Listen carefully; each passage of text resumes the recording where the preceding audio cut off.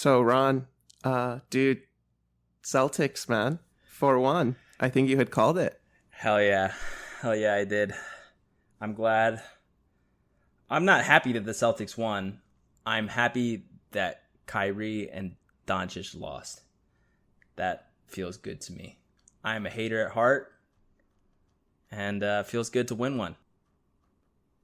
I got nothing to say. Lame. Next season. Wait, did you guys see the criticism of Jason Tatum after in the celebrations? Yeah, he's trying to get a quote for himself. Yeah, a viral moment.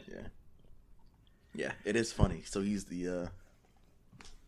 I guess he's supposed to be the number one guy on the team, but Jaylen Brown is obviously probably the number one actually, but Jason Tatum's the marketable one. So he's trying to make the quotes out there because Jaylen Brown's real quiet. I think he doesn't say a lot. So Jason Tatum's supposed to be the face, the face of the Celtics. Like, really trying hard to make this happen. It's not happening. Isn't a lot of it him repeating stuff that other people have said in the past? Yeah. There was a comp that was put out. It was like him imitating Kevin Garnett, and then it was like Kanye West, and then it was like the Kobe pictures and the Jordan pictures and stuff like that too. So he's getting hated on, which is crazy because he really doesn't do anything wrong. Like, he's not a bad dude. He's just boring. So yeah. It's funny to see. Nobody likes boring champions, and they're boring. Next season, here we come. I know. I was with you, Steven. I was also rooting for the Mavs, man, but it's just too easy. It looked like the matchup. Basketball is such a matchup game, and they were just so much more deep in every position, I felt like, and they were just blowing by them every game. That one game they ran out of steam, they lost, and then they recovered. Yeah, they were a lot better. I mean, they're deserved champions. They're way better. Do you guys see the hockey though? NHL? I'm not an NHL guy. I don't watch hockey, but I saw the series was 3-0, and then I think the game was on one night. Nothing else was on. I was like, I'll watch it. Game 4, Oilers won, and I caught the very end of the game last night. It's 3-2. Like, uh-oh. Imagine coming back from 3-0 down. It's possible. Dude, hockey is one of the most lit sports to watch. Yeah, if you ever go to playoffs too, man. If you go to a live hockey game, that is electric. Did you see the goal line save? Yes, well? dude. That was cool. Last night's game was very good. Yeah, there was an open net. Oh, that one. Yeah. I saw that goal because he ended up scoring. But yeah, he dove for that. Yeah. Thing. Yeah. That one, yeah. That was cool. You saw they scored within 14 seconds of each other in the second period. Wow. It was really good. The hockey was enjoyable. And yeah, dude, if they do come back from 3-0, it's great. And I guess the one thing I wanted to say about the basketball thing was, did you see that they had mentioned the world champions? And that was making the rounds on the socials as well? Yeah, people are really up in arms about that argument, right? Like, who cares, honestly? But they are not world champions. They're NBA champions. So to label it as world champions is a little bit wild. Just like World Series for MLB. It's America, baby. Yeah. We are the world. Fun, dude. All right, I guess that's a pretty good segue to maybe starting and chatting about the Euros.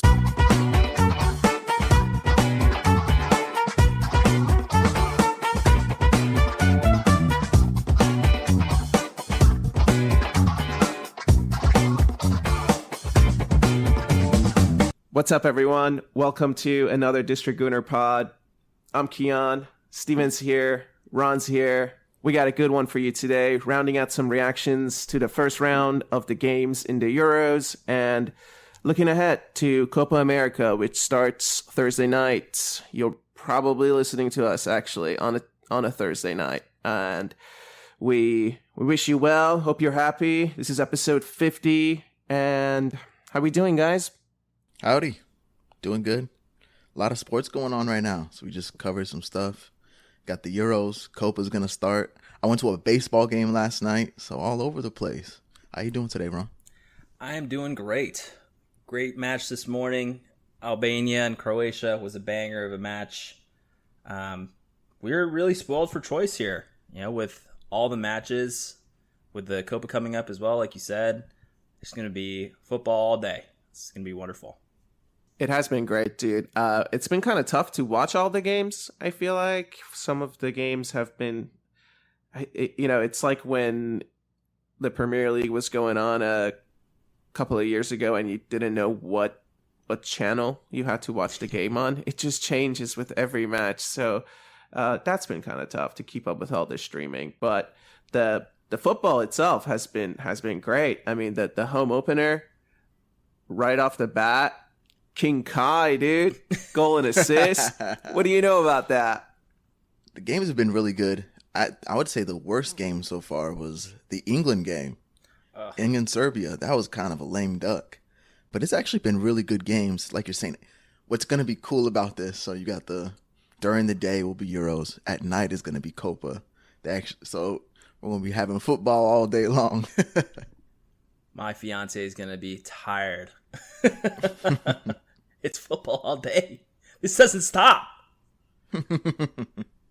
It's a lifestyle, dude. The England game, I agree with you. It wasn't great. And it's so funny. I was seeing their fans' reactions online, and I don't know what they expect, dude. I swear to you, every time I watch England in a tournament, they either win 1-0 or they lose on penalties. So for them to go into every game having expectation for it to be like 4-0 is kind of absurd to me, man.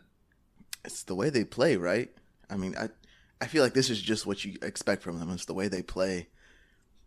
As much firepower as they have on their team, they just seem very conservative. I don't know. It was just kind of a lame duck game. Harry Kane dropping deep. Who's going to be the man up front? People talking about Foden. Where is he at? Saka's, I don't think 100%. Ton of the balls going up the right, but he lost steam in the second half. You got Bellingham in the center mid. Trent. Like, I don't know. It's just weird. It's just a weird vibe right now. Southgate out for me. I feel like you have all of that talent, and you think about where he's putting people on the pitch, right? Like, you could play Bellingham alongside Rice as an 8 and Foden in the middle, and then Gordon or somebody else out left. You put Eze out left, right? But instead, you're shoehorning Trent into the middle where he doesn't even play for his club. And I mean, I wasn't impressed by Trent. Foden didn't have a great match either, but he's way more effective in the middle than on the left. And so it's hard to see Southgate's vision, especially how they played after they had scored the goal. Like, really from the 35th minute on, it was super laid back, cagey, they were absorbing pressure. That's not what you would expect with a team that is so strong up front. Yeah, me and KP watched it together, and there was a lot of just spurts where Serbia was on top. They're the ones trying to create. They're the ones trying to force the game. And England, nothing was happening. They don't really have an outlet up top. The balls that were getting out there, they just kind of hope and pray that Harry Kane can fall and get a foul a lot of the time. But Serbia was really forcing the issue with the Trent in the midfield. Maybe that's, I don't watch their friendlies or anything, but that seems like a new thing. It's like, why not just go back to basics, play someone there that you know is going to do the job.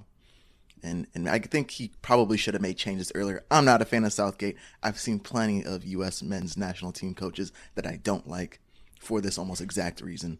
You put out a team that just doesn't make any sense. So yeah, I think going forward, they're probably going to change it up, I would assume.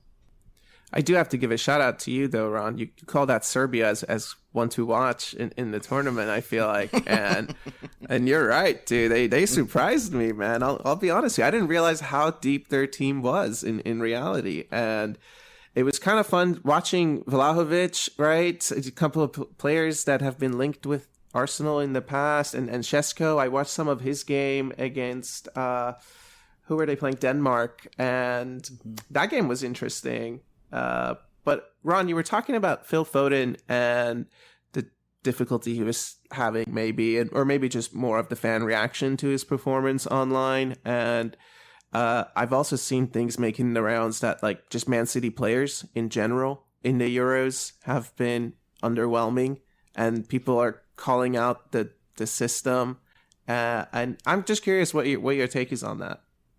Oh, I think it's so funny because it's either Pep is a fraud and he only wins because he has the best players, or the players are terrible and they only win because of Pep, right? Or they're all system players. And so the narrative changes based on the most recent game, right? And that's how the internet works, I think, first and foremost. But, I mean, you take it on the chin.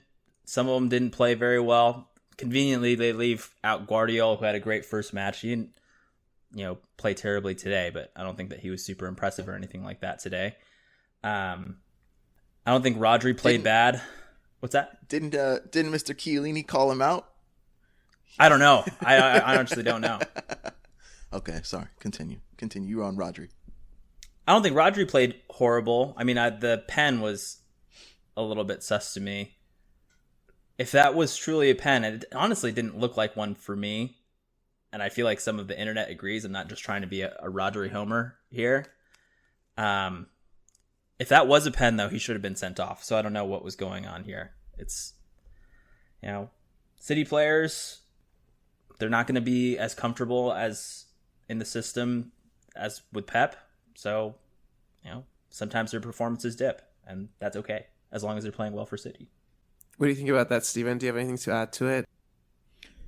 No, not really. It is very interesting. Kevin De Bruyne at Belgium. Stinkers.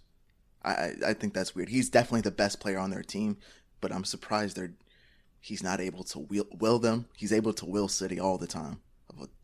A team of even better players, he's still the top dog, and he wills them. I don't know why for Belgium that doesn't happen. You want to say something? Yeah, he played well. He played well for Belgium. I mean, how do you win with that man up top? He's cursed.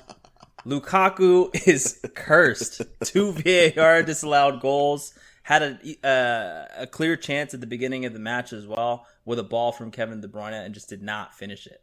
And so, yeah, I mean, I would like for him to be able to pull them up by the scruff of the neck.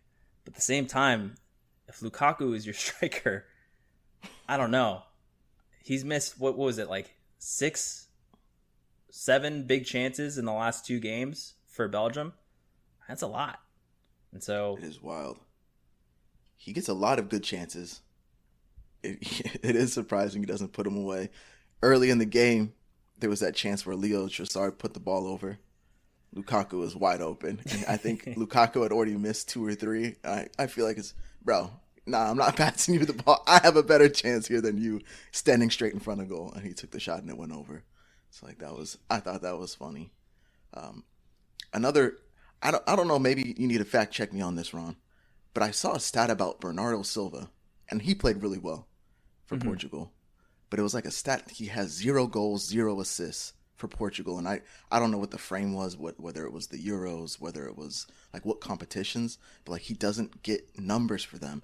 And I thought that was weird. Of all of the City guys I've seen play, I think he was the best player. I think he played better than Kevin.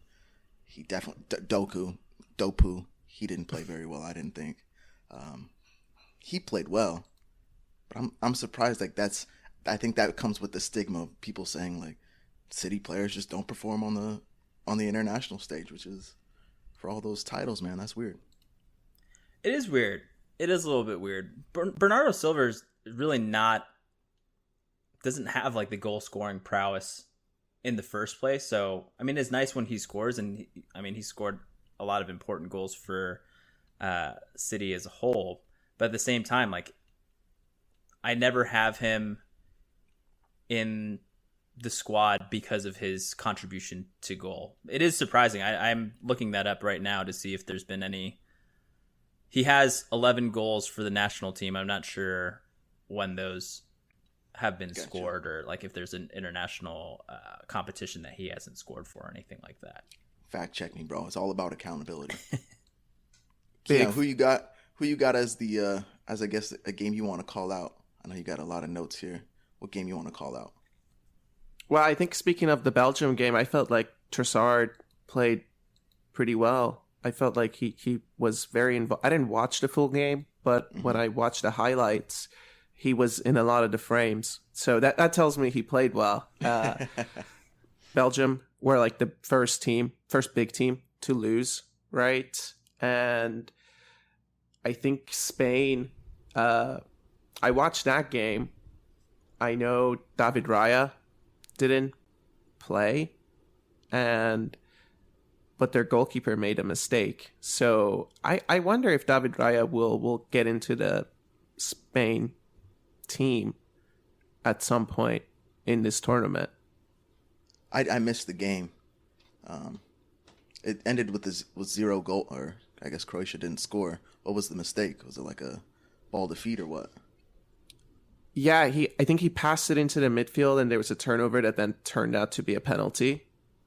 That's the penalty that Ron is talking about, the Rodri penalty, which I agree with you, Ron. When I was watching the game, when they showed the replay, it did look like kind of soft, and people were actually calling for Rodri to have gotten a red, which I don't know. It was tough. It was one of those when it's like, if you do call it, maybe you do have to give the red, but I agree with you that I wasn't sure if it was a full penalty or not. But I watched some of the people that we've been linked with throughout the tournament, like Zubimendi and Nico Williams, and I tried to watch Rafael Leao against playing for Portugal yesterday, and he didn't look good.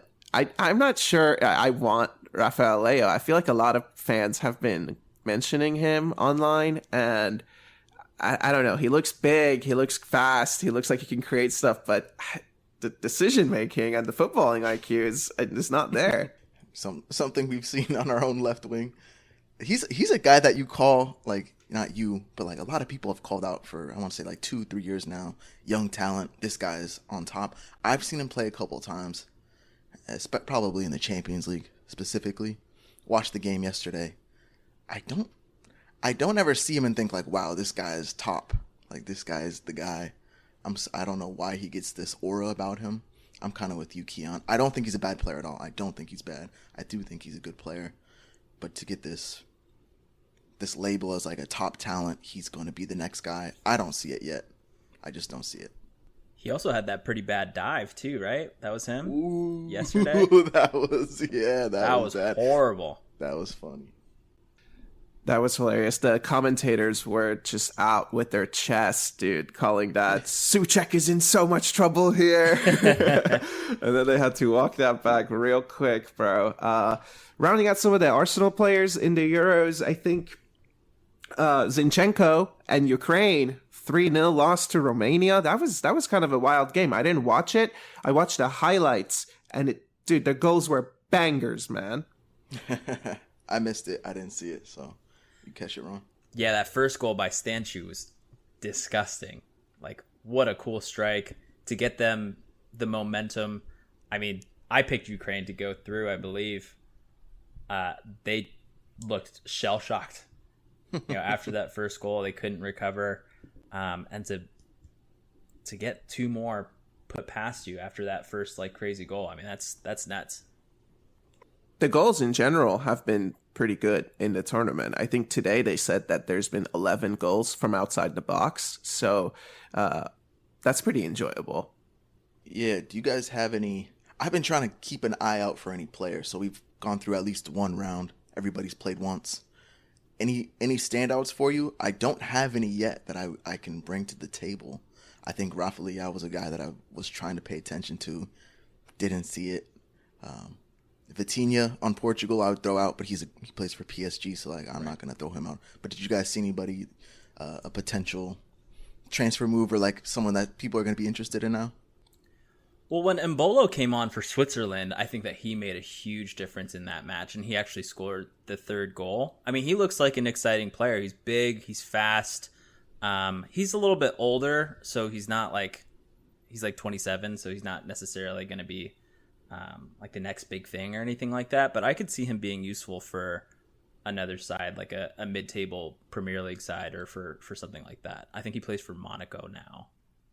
So, like everyone else, I've been wearing my scouting hat, and this But I've been trying to keep an eye out for goalkeepers, actually, to be honest with you. Since you mentioned that we need a goalkeeper, a second choice, and so this tournament and in Copa, that's where I'm paying attention to, and I haven't really seen anyone yet to stand out in that position to bring up, but it's what I'm watching. I will say Turkey, my dark horse, this kid, dude, Güler, bro, what a goal! That was a banger. He put his foot through that thing. He had a rocket in his boot. He's 19, dude. Another Real Madrid boy. Man, it's just crazy how much talent they have on that team. Like, it's insane. All these young kids that go there, and they have Endrick coming in, they have Güler, they have Mbappe coming in. Like, it's just nuts that they're spoiled for choice like that. It makes me wonder what it means for Rodrigo. To be honest with you, it really does. It makes me wonder: will Güler turn out to be an Odegaard? Sometime down the lane here, bro. Let's just give it 3 years. I don't know. It seems to be the path a lot of these youngsters are taking these days. Real Madrid to Arsenal. It's just a trend. Another episode, another mention of Rodrigo. Because somebody really wants that guy. I'm surprised we didn't even mention this. So you just mentioned Mbappe. Broke his nose, man. Like, obviously broke his nose. As soon as that happened, he pulled his face up. Nose is crooked. Done. Saliba started that game. I don't think he played great. Me either. He was not on his stuff. He's playing at left center back. Maybe he's uncomfortable. But it seemed like him and Konate were not on the same page to me. Like, Konate jumped in his space multiple times. I think Saliba's like underneath the ball, and Konate's like, I'm going to win this instead, which was weird. They did not have that partnership. Wasn't great. But N'Golo Kante too. I did not realize this dude was playing, and he looks good. He's fucking smoking around the field, man. He was incredible again. He got man of the match. Like, that's insane. And I agree with you. Saliba did not look great. I think Kante definitely earned his man of the match because he was everywhere. I mean, he bailed out that back line quite a few times. And so, when we're talking about England, not necessarily being super convincing, I didn't really feel that convinced by France either. I think Austria might be a little bit better of a side than Serbia, but at the same time, like, I thought that France would have kind of been rolling at this point. It's funny, when Mbappe went down, when he broke his face, I was like, oh, get up.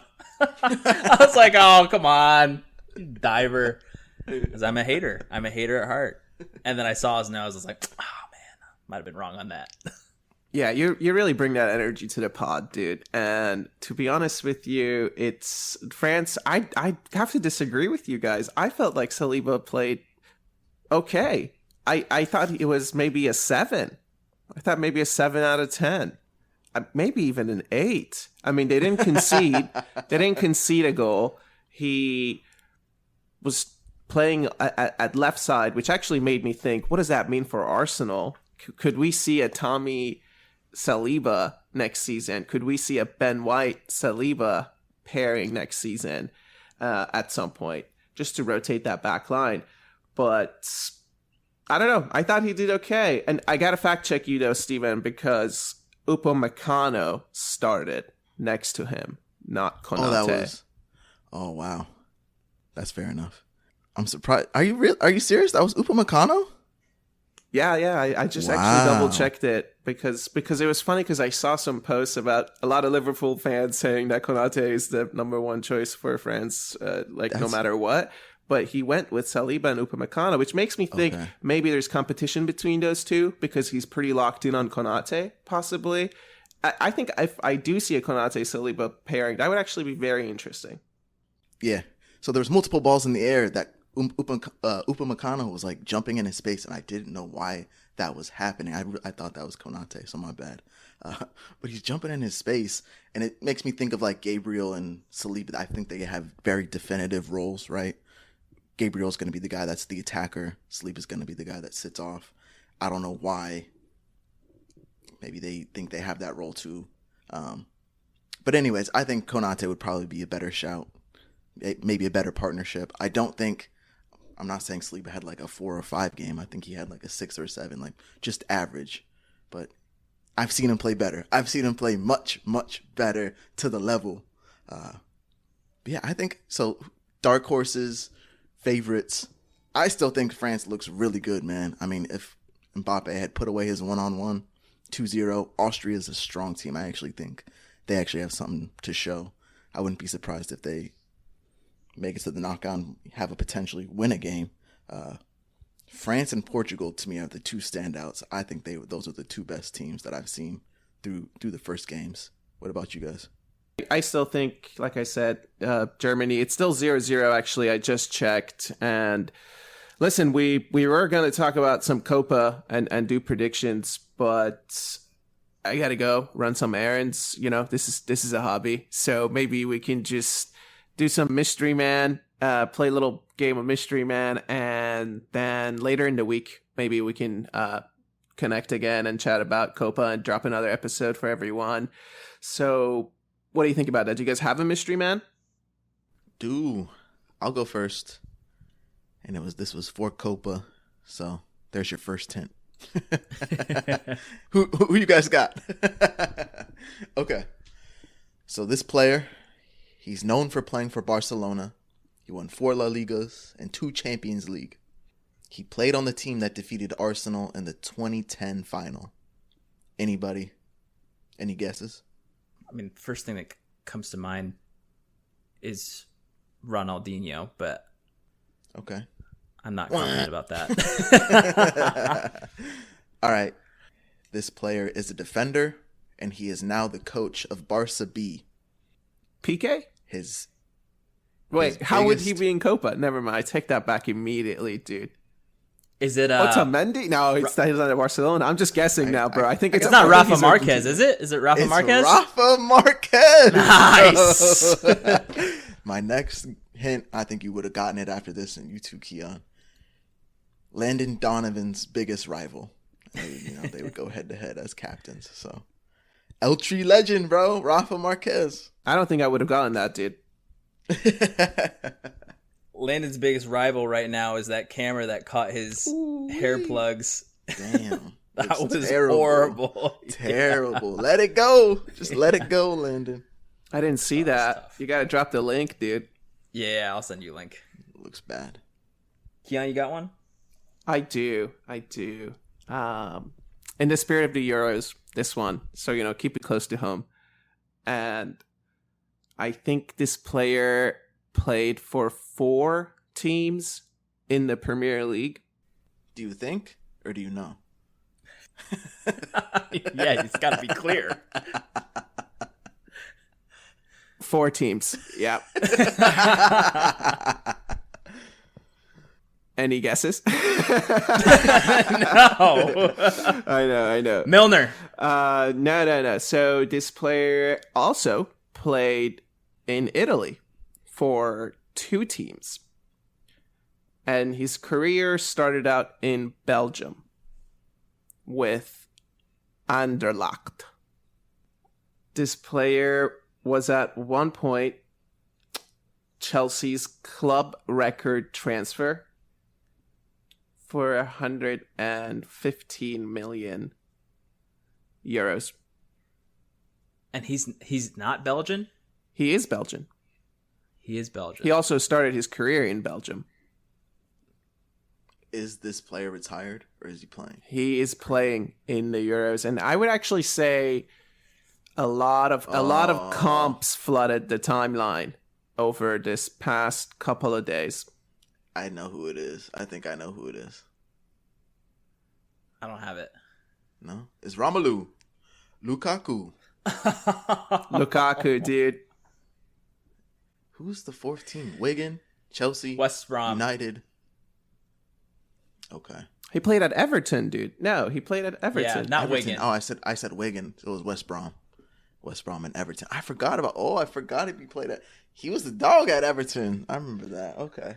He was cool on West Brom too. Like when he was so young. That was a cool era. That was a good one, Keon. That was fun, huh? That was great. Yeah, good job. Okay. Mine's a little bit of both. Argentinian international. He won the U20 World Cup with Argentina in 2005. He's the third South American to record 300 league appearances in the Premier League. He played for Manuel Pellegrini for 2 different squads. Question. Yes. When you say 2 different squads, are we talking about like 2 different clubs? Yes, 2 different clubs, yes. Okay. You have a guess, Keon? I was going to say Javier Mascherano. No. My guess is going to be Kun Aguero. No. Okay, continue. And he is a current assistant for a team at the Euros. Zabaleta. Yes, that is right. Ooh. Zabaleta. Fun. Micah Richards' nemesis. That's so funny. I have his. He signed my hat when I went to Green Bay to watch them in preseason. I got Lescott and Zabaleta to sign my hat. Oh, I thought you meant Micah Richards. No. Mike is an Arsenal fan, dude. It's actually disgusting how he talks about Arsenal so much being a club ambassador. It's disgusting to me because he loves Henry. I don't blame him. This is the way, dude. All right. Well, good chat, guys. I really enjoyed it. I'm going to produce this, get it out to folks probably Thursday morning, like I said. And yeah, for now, going to catch the end of this Germany game, dude. Come on, King Kai, bro.